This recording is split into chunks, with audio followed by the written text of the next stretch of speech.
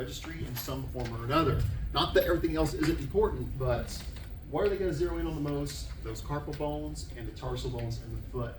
So, did we look over this in the weekend at all, or we already forgot it all? We forgot it. Oh, what a shame. Well, that's why I figured I was going to go back a few slides. I suspected as much.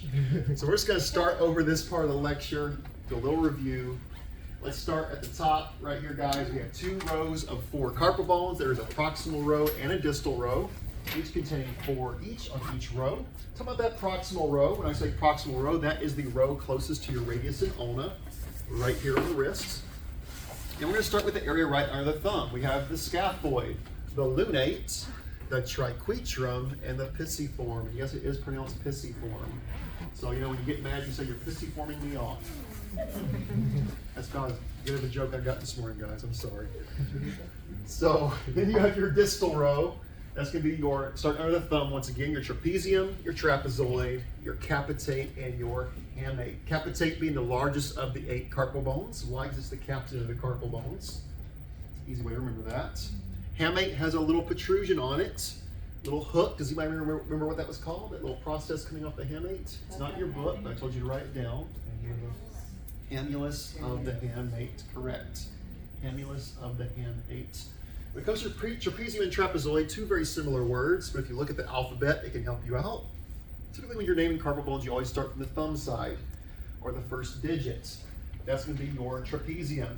Trapezoid, you have an I before the U in the order there. I comes before U. Y'all see that? Trapezoid, trapezium, I before U. Talk about that second vowel at the end. That's how I've always remembered that. Question? How do you spell that, the little hook? Hamulus, Halulus. I have to think about it for a second. Hamulus. Is that a test question? That'd be a great test question. Thank you for the idea. Do you think it would be a registry question? It's likely. I mean, when I say registry questions, I'm telling you guys like what I've seen as far as trends and patterns. But keep in mind, registry is totally randomized and it can literally be anything from anywhere. There is a common trend on the type of questions they ask, which is why I say, hey, that's a gold star question, write that down. You're guaranteed to get something on the carpals. What question exactly? It could be a million different questions. It could be what carpal bones between these 2? Which one's more lateral? Which one's more medial? What's the process on the hamate called? Which one's on the proximal row versus distal row? Things. I mean, there's a million different questions you can ask there. Thank you. But you're welcome. Didn't mean to stress you out there. I saw what you gave me, but No. I was just looking up real quick. I'm just messing with you. It's all right. When you're looking at these carpal bones as well, guys, one thing I encourage you, and this is what helps me because I'm more of a visual learner. We got different types of learners out there. Color code your x-rays on those worksheets I gave you. Draw yourself little colored outlines. Draw yourself little pictures. Label them with color. That's going to help you study those a little bit better. When we do our Play-Doh project this week, by the way, that's something that you can incorporate as well. It's going to be on Friday, by the way. How many do we need? I mean, as many as you can bring because we're going to be using them all through the semester. They have like packs of Play-Doh. Whatever you want to bring it on. Bring your Play-Doh, and we're going to have fun doing that on Friday for our little competition. Also, make sure you remember, guys, I think I mentioned this last time, radius and ulna, those 2 forearm bones. The radius is always on the thumb side. Ulna is always on the pinky side. I would write that down and remember because those 2 bones people often swap and mix up. Also, when we're looking at that anatomy in particular, what do you notice about the radius versus the ulna in comparison? Radius is a lot wider, ulna is a lot thinner. But that's going to inverse when we go towards the elbow side, where the ulna is larger and the radius is smaller towards the elbow. Does that make sense? You can even see it on your little models right there on the table. Oh, we got the wrong bone on this table. It's a femur bone. It's a great club, you know. Oh, that's a ball and socket. It is a ball and socket, you're correct, yes. Now, another thing to make note of, guys, of course, those bone classifications. We always classify every bone we talk about in every chapter. Remember that the carpal bones are considered short bones. Very small, they're in the short bones category. By the way, moving back a little bit, those bones we talked about previously, i.e. the phalanges and the metacarpals, what category do they fall under? Long bones. Very good. And why do they fall under the long bone variety? Why do they share the same classification as femur? They have head, body, base, and they both have diaphyses and epiphyses. So that's a common characteristic of your long bones. All right, there's that mnemonic once again, guys. Did anyone think of any other ones of their own that they want to share with the class, or do y'all like that one? What did we say? Jamaica left the party to take Cody home. Cody home. Jamaica left the party to take Cody home. You got one? You know them. Yeah. You got one? We don't know who Steve She looked to Freddie and tried to catch her. Very good. See, I love the creativity there. Think of the one that works best for you to help you remember those bones, guys. Doesn't have to be the one I gave you. I like the Jamaica took. Well, Jamaica left the Jamaica party left the party to take Cody home. I like that, okay? Cody's like, wow. Whatever works for you. Definitely be the one being taken home. Hey, as long as you're honest. All right, so moving on here, guys. We started talking a bit about the articulations. When we say articulations, we're referring to joint spaces.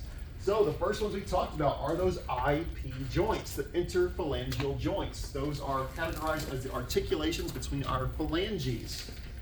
They are also identified by location and digit number.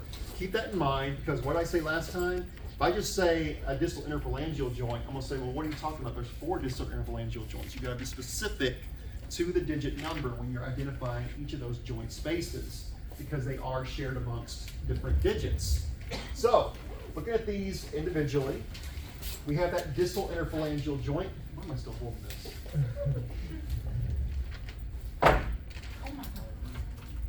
Huh? It's the largest, strongest bone in the body. It has to be. You have your distal interphalangeal joints on the distal portion, indicated by the orange spaces here. And you have your proximal interphalangeal joints in the proximal portion by those 4 blue lines. But remember, the thumb is unique. Y'all remember that? The thumb doesn't have 2 joints, it has 1, just an IP or interphalangeal joint. What was the shorthand again? We have the DIP or the dip, the PIP or the PIP.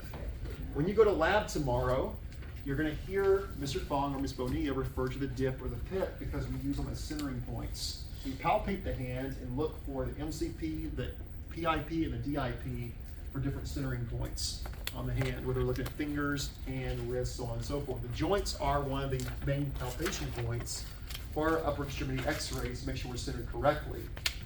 So make sure you know what we're talking about when you refer to those. Speaking of which, Metacarpophalangeal joints, that's basically where your knuckles are located. So when you crack your knuckles, you're cracking your Metacarpophalangeal joints. Now it's not bad for you, as I already mentioned. That doesn't give you arthritis like they used to say back in the day. You're just releasing air from the joint spaces. Every time you pop a joint, you're just releasing air out of there. And that's perfectly healthy, perfectly fine, not going to cause you to get all stiff and have arthritis. That's just a myth. But those are the MCP joints. Very important one right here. By the way, we have 1 through 5 on those, from thumb to pinky. 5 metacarpophalangeal joints. We have to label those by number as well. Most important one when it comes to hand x-rays, the 3rd MCP. So before your teacher tomorrow tells you in lab where do you center for a PA hand, you're going to chime in and say the 3rd MCP. That's the centering point for a PA hand. Also for an oblique hand, very important centering point. And you can palpate it on yourself. You can feel that joint quite clearly on your hands where your knuckles are. Those are your MCP joints. By the way, know both names. Know the shorthand, know the full name. They'll use those interchangeably on your test questions. So they may say MCP, they may say Metacarpophalangeal joint. Either way, you gotta know both names, just like we learned the multiple names for the landmarks. Now, by the way, I'm moving ahead a little bit too much here, but back to the IP joints at the top, the dips, the pips, and the ips. Those are all classified as synovial. They're fully movable, diarthrotic, and they're in the hinge joint variety. They have a hinge motion. When we bend our fingers, they're moving like hinges. Hinge motion.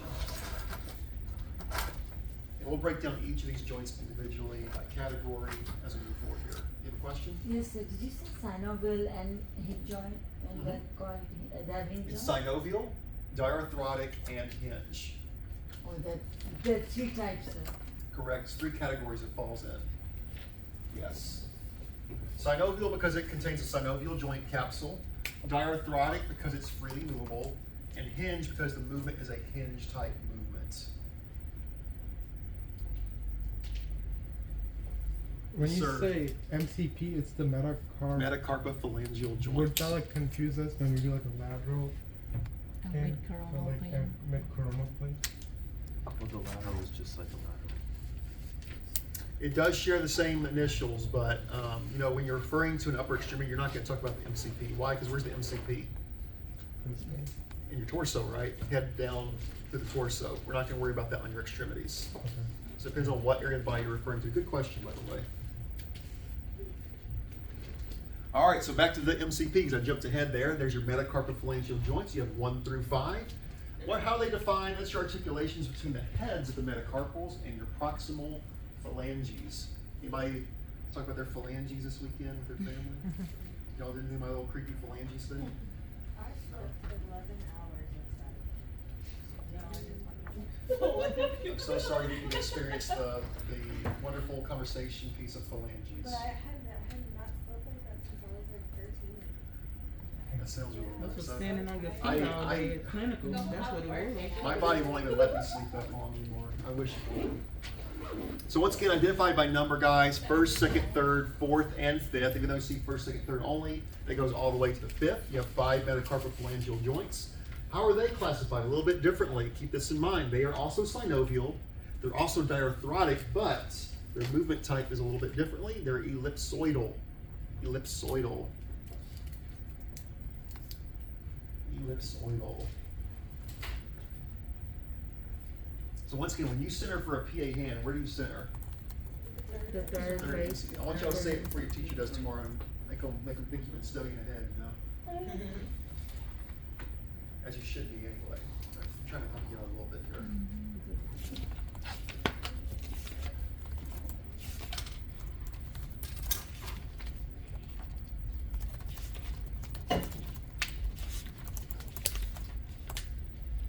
Well, I go right, and I know we didn't have story time today because you haven't had clinic, but one story that popped in my head, I think I told one of you guys this story already, but I once got called to do a finger x-ray in the EC on a 3-year-old.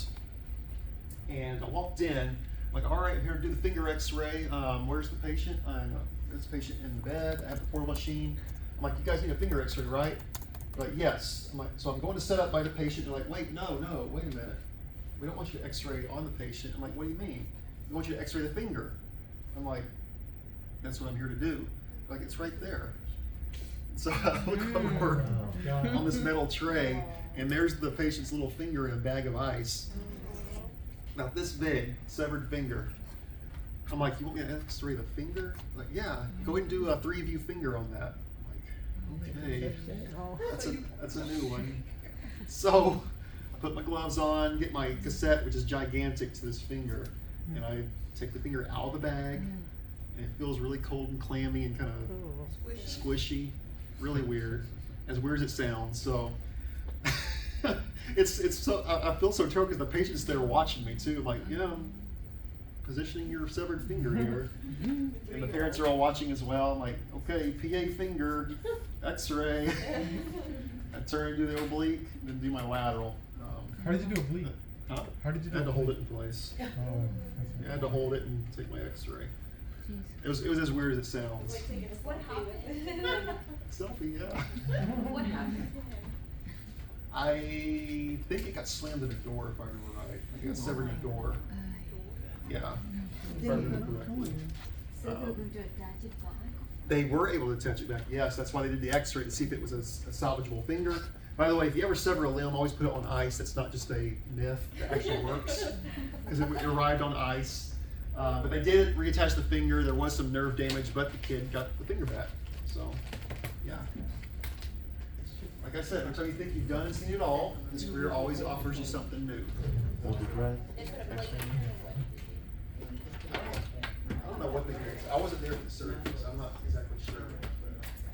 That was weird. That was So really is weird. that like at one of your first jobs? Or? I didn't find I was at Texas Children's. That was actually when I was getting close It was to before the 52. I guess. quit the job there and come here. I just I was on found my latest X-ray. I think he was just listing the example, right? Oh, To make it clean on the High PowerPoint. five. I mean, I wore. Mr. John, They say the 5th digit, so. on the last slide, it said first, second, and third. Is it exclusive to only first, second, and third? No, so let me say that again. That's just telling you that it is numbered similarly, but that is 1, 2, 3, 4, 5. First, second, third, fourth, fifth on the number, not just 1 through 3. Thank you. It's bad wording on that. I apologize. You're good. So as you can see right here, 1 through 5. All right, next joints, guys, the Metacarpal joints or the CMC joints. Once again, when you're having trouble figuring out where a joint is, always think about the anatomy. The name's the anatomy because you often put the two names together to formulate the name of your joint.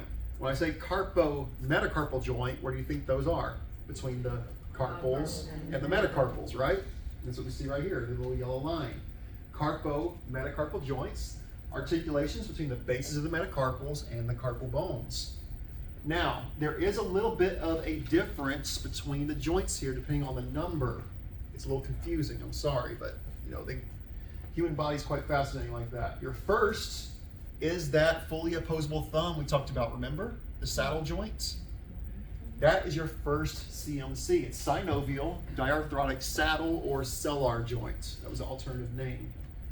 But second through the fourth, which is the other four, by the way, is going to be your your gliding type joints. They are also synovial and diarthrotic.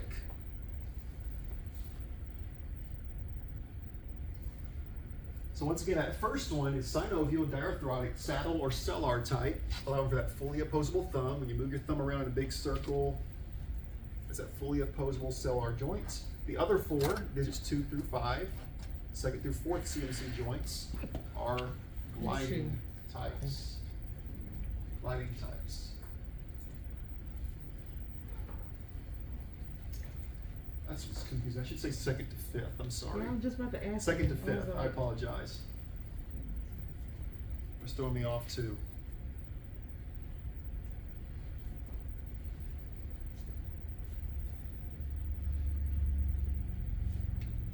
So your CMC joints are your metacarpal joints. Once again, another centering point we use, namely for our wrist x-rays, which you will practice tomorrow. By the way, one of the easiest comps you'll do, guys, once you're through this chapter with lab, wrist x-rays. Anybody do a wrist x-ray in clinic? Super simple and fast. You can do it like in 30 seconds, like boom, boom, boom. Boom, picture, boom, picture, boom, picture. Fast as that. All of the limbs like that. Not all of them, but they can be. Most. Because I started to do the feet and the head. Yes. They were just like that. Oh, speaking of which, I did fail to tell this. Monsi actually reminded me of this just a second ago. You all actually have your first comp, by the way, because you all did your CPR.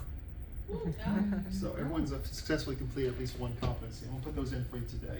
Look at you. Good job, Monty. Because I was trying to figure out how we were going to do As far as the other patient care comps go, guys, as you do the practicums in class, those will become available to you in clinic, just like with test outs for lab. Aside from, you can go ahead and do your patient transport, you can go ahead and do your O2 administration, and you can go ahead and do your crash carts. Those are available to you as well. Crash carts, just ask who's doing the crash cart in the morning, shadow them and watch what they do. It's very simple. It's an easy competency to acquire as well. All right, moving on, guys. The intercarpal joints. Well, what's that mean? Intercarpal, in between carpals? Yes, it's the joints between each of the carpal bones that you see in the pink right here, guys. That is the articulations between each of the carpal bones. They are synovial, diarthrotic, and also of the gliding type variety, which I put gliding Diaz type for some reason. I don't know what I was doing when I wrote that, but okay. Just gliding type, not gliding Diaz type. Whatever that's supposed to mean. So these are not numbered, by the way. Your intercarpal joints are not numbered. The numbering stops at the CMC joints. Oh, I think you meant to put the D at the end of classified as synovial As gliding type, like your something like that. cursor was probably at the wrong spot. Sometime, I think I was probably at the end of the day, I was running out of juice, and I was like, yeah, I'm done. Just throw it in there. I want to see if you're going to critique my grammar. Always critique everyone else's grammar, you can critique mine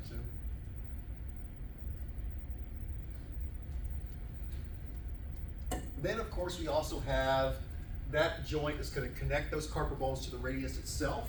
So what would that be called? The radiocarpal joints. Connection of the radius to the carpal bones. Articulation between the carpals and the distal radius. You'll notice there is not a joint between the carpals and the ulna, though. As you can see, it actually does not connect. It's kind of floating there. the ulna actually connects to the radius. And what we call what would you think it's called when we're talking about the connection between the radius and the ulna? Radio-ulnar joints. Joints are not as complicated as we make them out to be. They always share the names of the bones connecting. We have two of those, by the way. There's a distal and proximal. We're talking about that distal radio-ulnar right now. But back to the radiocarpal, that's going to be a synovial, diarthrotic, ellipsoidal type of joint. So once again, color coding, guys. That helps you. Doing that color coding always helps me a lot with this anatomy, trying to memorize it. By the way, rewind again to carpals. What was the most fractured carpal bone? Scaphoid. Very good, the scaphoid. Which one's the smallest? Pisiform, and which one's the largest? Very good. Which one's kind of moon-shaped? Very nice, good, good, good, good. Which one's found between the pisiform and the lunate? A little more complicated there. Triquetrum, yes it is. Very good. Which one has a hamulus? Excellent. See how many questions I got out of that right there?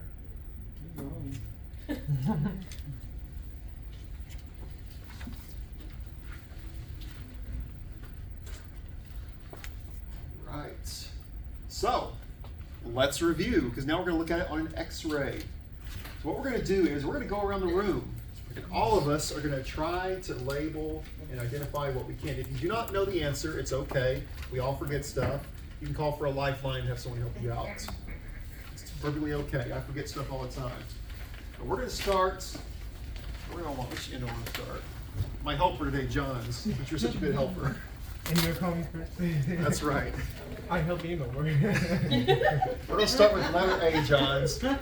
Letter A is pointing to a joint. What specific joint is that we just talked about? Look at where it's located. That,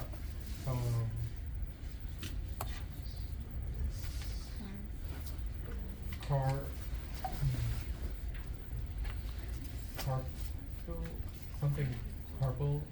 Something carpo. Carp. How is my notes? You can read your notes. It's okay. That's what they're there for. Carpal metacarpal. CMC. That's the first CMC. Y'all see that? Here's our thumb, or the first digit. There's a metacarpal. There's a carpal, so that's our first first carpo metacarpal joint, or first CMC.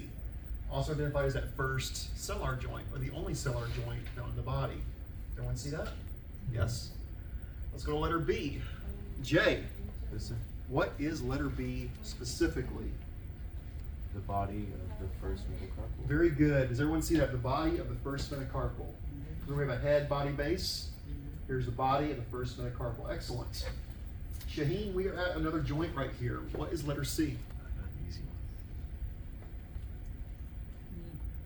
Right here. You can call for a lifeline. It's okay. We can help each other out. We're a team here. Somebody want to help her out? What's letter C? I thought she was gonna call somebody. The first MCP joint, or Metacarpophalangeal joint. Excellent. Does everyone see that? Yes? All right, letter D. Make a specifically. That's the first, middle, flame. Close. Not the middle. The The proximal. thumb's unique. Correct. So this is actually the body of the first proximal phalange. Does everyone see that? This thumb has a proximal and distal phalanx. Remember, your digits 2 through 5 have the 3 sections, but the thumb is unique in having just the 2. So that would be the first, or the body of the first proximal phalanx. Right, the first proximal phalanx. Yes. Oh, I thought you were raising your hand. Oh, no. I was trying to mimic the hand on the screen. All right, Sindhu, how about letter E? It's first, it's a joint. It is a joint.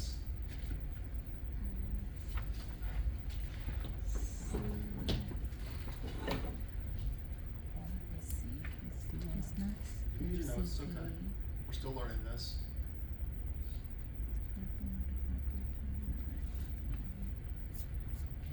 Or you call for a lifeline. Is it MCP?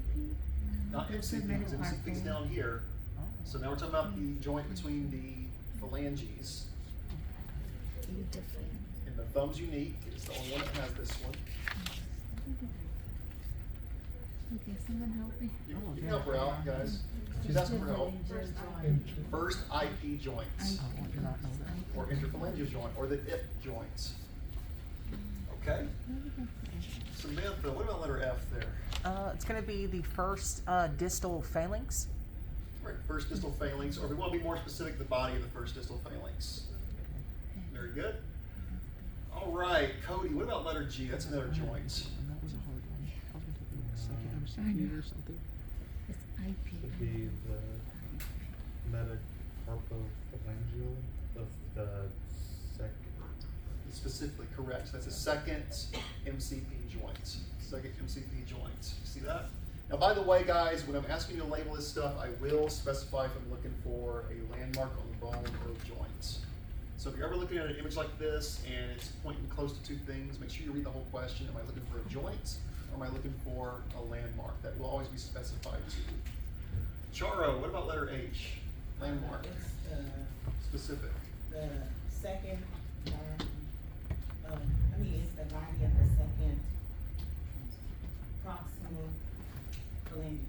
Phalanx. Phalanx. See, very good, very good. Body of the second proximal phalanx. It's like a sentence to label that, right? That's how we gotta learn this stuff moving forward, unfortunately. Veronica, what about letter I? Is another joint that we're looking at there? Is that the intercarpal joint of the second digit? Well, not intercarpal. Intercarpals are gonna be down here. So we're talking about the phalanges here. So remember, digits 2 through 5 have two distinct interphalangeal joints, proximal or distal. Remember that?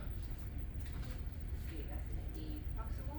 The second proximal interphalangeal joint, so the second PIP right there. We following still? We okay? All right, Carla, let's give Jay a try. I know you've missed some of this, but you can ask for help, but we're here to help, so. The second body of the. It is second body, correct. It is a phalange, but just more specifically, that's going to be the body of the second middle phalanx. Body of the second middle phalanx. Remember, when you're talking about a phalange, you're referring to all the parts together. Phalanx would be one of the parts. That's how we label those specifically. All right, Reagan, let's go to K, another joint. That is a pit, but which one? Oh, the So you second. can't just say pit, you gotta be Sorry. specific, the second, correct. What's the full name for that? No. Is that one, what is that, 13? Is that? I'm waiting for you to see if you're correct. The distal? I wanna see for sure your answer, yes, No, I wasn't yes, sure. yes, sorry, I was being a troll there. Yes, that's the DIP, that's the DIP. You gotta defend your answer. So that's the distal interphalangeal joint. PIP, DIP. Remember, distal means distance, so further down the finger. Distal distance. All right, and Monsi, let's go to the letter L here. What would that be? The body of the second, distal phalanx. Very good, body of the second distal phalanx. By the way, I know we're labeling a lot of bodies here, guys, but do y'all still see the head, body, base? Head, Yeah. body, base, head, body, base, head, body, base. You still see that? That's important. Melanie, what about letter O? Speaking of that, what would letter O be? Body of what? There's lots of bodies on there.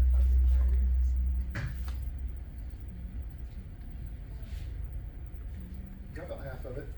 Body of the third.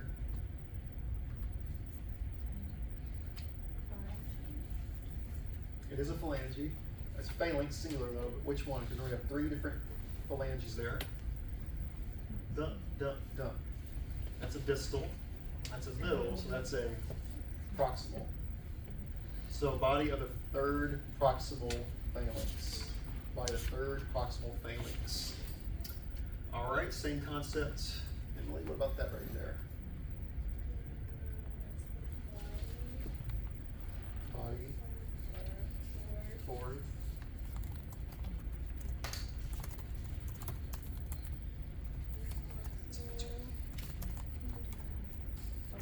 Middle. Body of the fourth middle phalanx. Body of the fourth middle phalanx. Letter L there. Last but not least, letter N. Well, we're gonna go back around again, but That's gonna be the dip, so. well, we got 4 dips. I don't know what dip you're talking about. It's a bean dip, cheese dip, ranch dip. What kind of dip are we looking at here? The fifth? I love chips and dip. Oh, now I'm hungry. No, the fifth, the dip of the fifth. The fifth DIP. The fifth DIP. Correct. That's it, that's how you say it? That's how you say it. Fifth DIP, or distal interphalangeal joints. Can we just say, for the who would have been, just like the fourth? Yeah. Correct. All right, as a class, guys, letter P is what? Fifth. Fifth what? Fifth MCG. Fifth MCP. What is letter Q? Body of the what? Fourth. Body of the fourth metacarpal. And what joint is R pointing to specifically, guys? The fifth what? Fifth CMC. Where are the joints found between the carpals? Intercarpals. What about the joint connecting the carpals to the radius? By the way, did this throw you off because this image is flipped from what we just looked at? Yeah. No. Look at that. Sorry, but look at that, guys. This is what we've been looking at. X-rays flipped. Keep in mind, you're going to see those in mirror form, whether we're looking at a right hand or a left hand. Don't let that throw you off. Always make sure you know where your thumb is. That's always my starting point when I look at a hand X-ray. Where's the thumb at? Because I know that's the side the radius is on. Pinky side is the ulnar side. So don't let that throw you off, especially when you're looking at these carpal bones, because they're going to flip on you as well. Speaking of carpal bones, we'll come back to those. Okay. I want to show you this. This is an oblique hand, by the way. You're going to learn this tomorrow. Look at how the anatomy has changed. What's the key difference we see on this oblique that you notice compared to the PA? Superimposed. What's becoming superimposed? Metacarpal. The metacarpals are starting to become superimposed. Also, what else? The The carpal. carpals are a little bit harder to identify in that view, but we'll look at those a little closer moving forward. Also, what else is becoming superimposed? I want to go back a second because there's 2 more pieces of anatomy that we are going to talk about when we get to forearm, but I want to go ahead and identify these because they love to ask these 2 points on hand, wrist, forearm x-rays.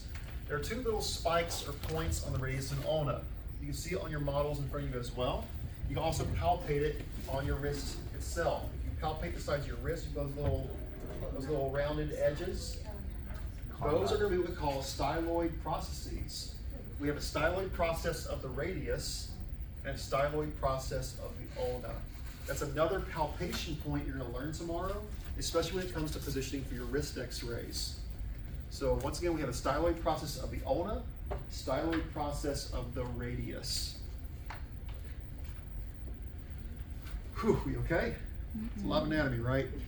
We haven't got to the forearm yet, but we're getting there. It's going to become second hand. You're just gonna know this stuff off the top of your head. I promise you. It's going to come to you. It seems shaky now, but we're going to get there. So there's that oblique once again. By the way, 45-degree oblique. And you'll learn some different techniques to doing this. My favorite technique, and we'll talk about this more in positioning, is you have your patient make the OK symbol. Everyone know the OK symbol? You make the OK symbol, rest your hand down, spread the fingers, and you're automatically in a 45-degree oblique. You'll see different tactics for that. That's the one I've always relied on. Because most people universally know what the OK symbol is. So you patient to make the OK symbol, rest the hand, move the finger, you're in a perfect position for it. Those little secret techniques we talked about there, it's not in your book. Here we go, guys. Money shot, x-ray, registry, right here. Most likely how one of your registry questions will look, and it will have you identify one of those letters specifically. So we're gonna go around the room again. I might jumble these up a little bit and not go in order.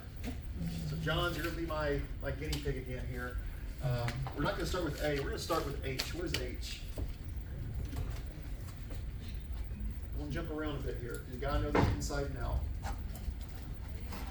H, that's the one right next to the cap, the capital. It's close to the capitate. It's not the capitate. Start with H.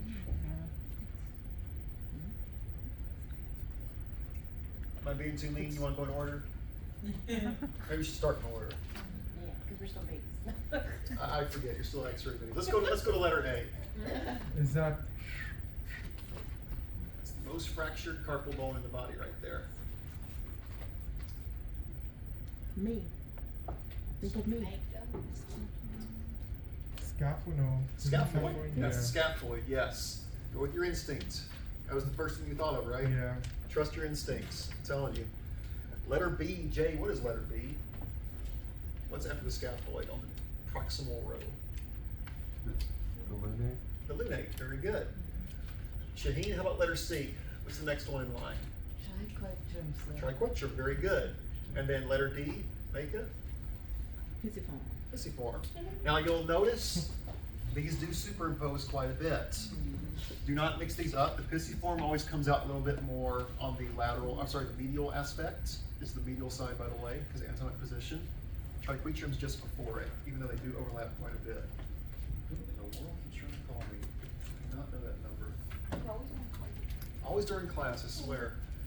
All right, let's go to the distal row. Sindhu, let's go back to under the thumb, or the first digit. First carpal bone on the distal row, letter E. What is that going to be? Can I look at my picture? You can look at your picture.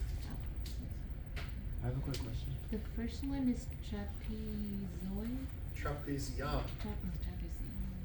Or am I wrong? No, that's trapezium. What's your book say? First one's Trapezium. trapezium. You're correct. Trapezoid. Is Trapezoid. it Trapezoid. Trapezoid. Where was that? First one is Trapezium. What did I just say? You talking about the E? E is trapezium. Yeah, yeah. I thought you said. Hang on, Jay. I'll come back to your question. Let me rewind a second. I just mixed myself up. What is it again? What is it again, Sindhu? It's Trapezium. trapezium. Thank you. Trapezium. Okay. I before O. I before O. I before O. So the second one, Samantha, would be Yep, trapezoid. trapezium. Even I mix them up sometimes, guys. Trapezium, trapezoid. Okay. We all make mistakes. I make mistakes too. Trapezium, trapezoid. So Samantha, what would be, well, we just said F is trapezoid. What is letter G? That's the captain. I just gave it away. Samantha? No, I'm sorry. Letter G? No, let's see. Oh, the capitate. Capitate, capitate. That's the captain of the carpal bones. It's the biggest. And Cody, what about letter H? That elusive H. Hamate. The hamate. Now we cannot see that process we talked about on that X-ray, but sometimes you can. Depending on the quality of the X-ray, you can see that little hook coming off. That hook was called what? Annulus. Annulus. And as a class, guys, what's 1 through 5 labeling? Each of those metacarpals, correct. What were these little protrusions here called? The radius, the style of the radius. The styloid process of the radius specifically, very good, because we have 2, right? So we can't just say styloid process, because then we're like, which one? We got 2.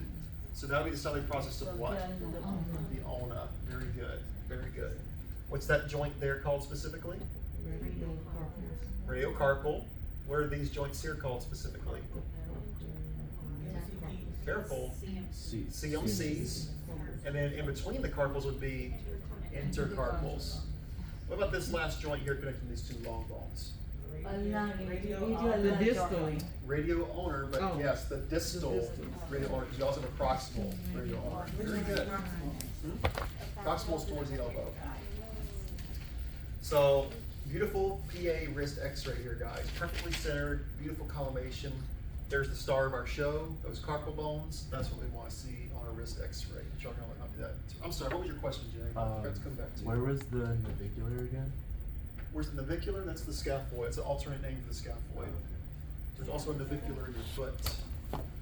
So scaphoid is most often called scaphoid, but it has that alternative name of navicular as well. If you ever see that come up in the form of a question, but you should not see that. So usually stick with scaphoid. I saw this on Thursday. So what?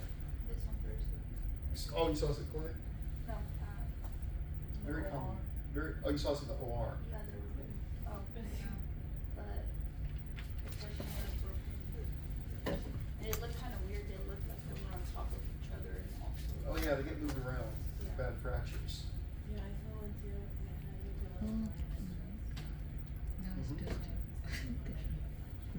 You like them? So this is another view of the wrist. What do you think the patient did with their hand here? Oblique. Turn it. It's not dislocated, it's just a position. What Turn they it do? inward. They're waving at you, right? They're deviating the hands. This is what we call a radial deviation. Why? Because we're deviating the hand towards the radius. What will be the opposite? Ulnar deviation. Some more positions you'll learn tomorrow. Why do we do this? To isolate certain carpal bones for a better view.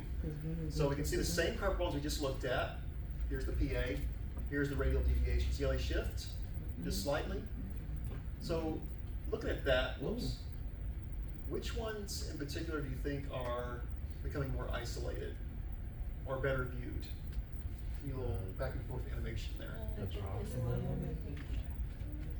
These over here. Yeah. See how you can see the Yeah, joint you can see spaces the better? joint space. Look at this. Now look at it. See how it's separating those carpal bones a little bit better? Can we still identify them? Yes. A is what, guys? Scaphoid. B is what?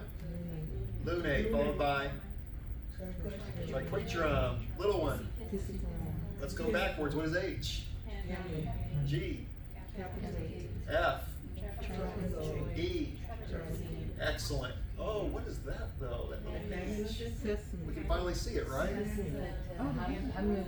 You'll see it now? It's a little hook, a little spike. That's that little annulus. So, radial deviation allows us to see the annulus a little better. Is that a little H? It is a little H. But it's the annulus of the hamate. It's like a little Siamese twin growing on it or something. You know? All right, so what kind of view would that be? We're deviating towards the ulna, so we're doing a ulnar deviation. Who do you think the star of the show this x-ray is primarily? Very good. Y'all see how the scaphoid looks very elongated and separated now? So when we have a suspected scaphoid fracture, because it is the most fractured carpal bone in the body, doctors will opt for an ulnar deviation. Why? It gives us a much cleaner view of the scaphoid. We go back to, there's a regular scaphoid on PA. There's your deviation of the ulna to elongate and isolate the scaphoid for better visualization. So we can still label our carpal bones. Let's do it once more, guys. What is letter A? B. E.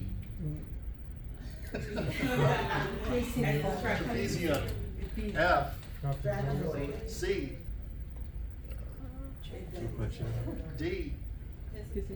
A. I'll see if you're paying attention there. G. And H. Very good. Excellent. Great job. So on Ooh, here, what is that? Huh? Lateral wrist. it looks like there's only 3. It's because the pisiform is attached to the triquetrum on that model. Is the trapezium. Yes. And then this is the. Triquetrum. Yes, it is. What kind of view is this? Lateral. Lateral wrist. This is a very poorly centered lateral, by the way. This would not pass my QA test. I would throw this back in the tech and make them repeat it, because why are you saying all this to the doctor? You don't need all that. But anyway, let me stop ranting about that. This is a lateral view wrist. You'll notice we see a lot less of the carpal bones. Why? Because look how superimposed they are. But we can still semi-identify what carpal bones we're looking at based on what we know about how they're positioned in the wrist. What am I talking about? Well, first thing we want to identify, always go with the thumb first. There's your thumb. What's directly below the thumb? Trapezium. So E would be the trapezium. What's directly below trapezium? Scaphoid. So there's your scaphoid poking out on letter A. Back here, all we see is this very large carpal bone kind of superimposed on all the rest. What's that really large one? There's your capitate. It's still the captain. It's still the biggest. But what is letter B? Look at its shape. That's your clue. The lunate. That is your lunate, because in a lateral view, the lunate semi looks like a moon. Y'all see it? It's a little fat moon there, but you know, it's got the little curve. You'll see that? So what would be the three primary carpal bones we can see on a lateral? Trapezium, scaphoid, lunate. Radius and ulnar are superimposed, thus that tells us that is a perfectly positioned lateral is badly centered. So that wrist should be about right here and then collimated down. That would be your lateral wrist. It's a lateral hand, fan lateral hand. So, why do we do a fan lateral hand? To isolate the fingers and better see the interphalangeal joints. Look at how well we can see those joints now in comparison to a PA. Y'all see them? So how's this one? How's this one positioned? Yeah, is it pinky out or? You can still have them do the OK sign. Put their hand on its side like this and then just slightly separate the fingers. You'll see what I did? OK sign, separate the fingers. That's your fan lateral. Because when you have a person do the OK symbol, they naturally spread their fingers. Now, most of your lateral hands will be done like this with a fan lateral, but if they're looking for, I'm jumping ahead in the lecture here, but if you're doing a foreign body analysis, you're gonna do a karate chop. So look for foreign bodies. Yeah. That's called a lateral extension, not karate chop. I call it karate chop. But we can still identify a lot of the anatomy. We talked about guys, we have, what are we looking at? There's a distal phalanx, middle, proximal, distal, middle, proximal. We can really see those divisions of the phalanx, by the way. Look at that. Look, there's the head, body, and base. See how the head becomes rounded in the lateral? Nice and pretty. We can still see that first IP. We got the DIP, the PIP. Semi-C, the MCPs are superimposed. All your metacarpals are superimposed upon each other. And radius and ulna is also superimposed. So that key identifier that I have a nice true lateral on hand is I have my nicely superimposed metacarpals, followed by my nicely superimposed radius and ulna. Looking to the side here, this is an isolated thumb that we're looking at. This is a first digit. This is, well, let me have you tell me, what view do you think that is? Or what position do you think that is, rather? Looking at that closely. That's an oblique, very good, very good. So we're gonna look at that a little closer as we move forward, but you know, this is another one of the easiest x-rays in the world. You know why? For an oblique thumb, all you do is just have them put their hand flat. Because if you put your hand flat on the table, what position is your thumb in? Look at it. Look at it on the table. Everyone do that. It's naturally in a 45-degree oblique. So for a lateral, you just do this. Loop. There's your lateral. Now the AP view is a little more challenging because guess what? We don't do a normal PA thumb. Does anybody know why? I'm jumping ahead in the lecture here, but it's always fun to talk about. Why can't I just do like a normal thumb like this, like PA thumb? Because they're off center. There's gonna be OID. Imagine your table is the cassette. You put the thumb in the thumb in PA. There's gonna be natural OID. So what do? We actually have to have the patient turn their hand in an awkward position to do an AP. We do this. Turn the hand. I just pop my wrist doing that.